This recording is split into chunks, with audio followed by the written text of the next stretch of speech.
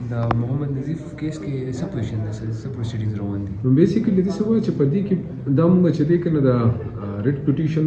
کم ایچ سی پی چې دی کنه موږ په های کورټ کې فایل کړی و او په دې کې پوزیشن دا چې موږ 15 تاریخ باندې دا ریټ پټیشن فایل کوو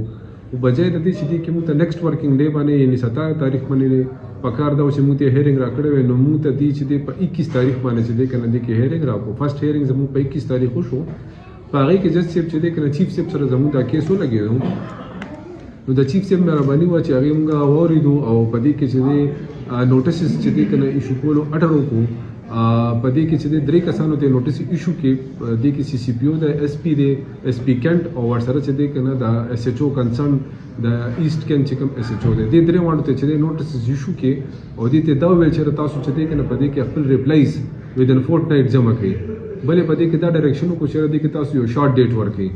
نو هغې نه به د شارټ ډیټ د ډایرکشن نه باوجود هم اوسه پورې موږ ته په دې کې تاریخ نه میلاوېدو نو بیا نن چې دی که نه مشرانو دا ډیسایډ کړ چې دوی به راشي ورته رجسټرار صاحب سره به خبرې وکړي نو هغې راغله زه ورسره لاړم موږ په یو ځای باندې رجسټرار صاحب ته ریکویسټ وکړو چې دې کې چې دا کوم میټر کنسرن دی چې دې کې زموږ دا اووه ملګري دي چې کوم راغلي وو د جرګه اټینډ کولو دپاره او هغې نه بعد د اسمبلۍ نه بهر چې دی که نه دي اوچت کړ او دا چې چا اوچت کړي وو نو هغې چې کوم پولیس پارټي وه ورسره نور کنټنجنټس وو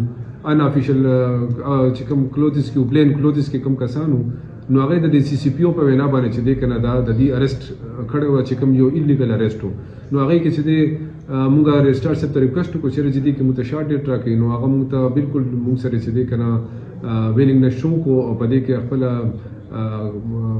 دلچسپي واغشته په دې کیس کې او زموږ دا ریکویسټ ایکسپټ کو او لہذا چې دی کنه امید دی چې دی کې به موږ ته 5 تاریخ چې دی کنه 5 دسمبر تاریخ ملو شي کې دې شي ورځ دوه کې موږ ته تاریخ ملو شي او اني هاو د دې کې چې دی کنه پولیس والا پسې هم چې دی کنه دی کې ایس ایچ او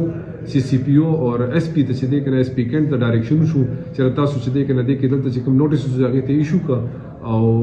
دې کې موږ سره چې د امپلیمنټیشن ډپارټمنټ چې دی هغه هم ډیر زیاته مرسته وکړه نو ان شاء الله زموږ چې دی کې موږ ته تاریخ چې دی کنه په دې کې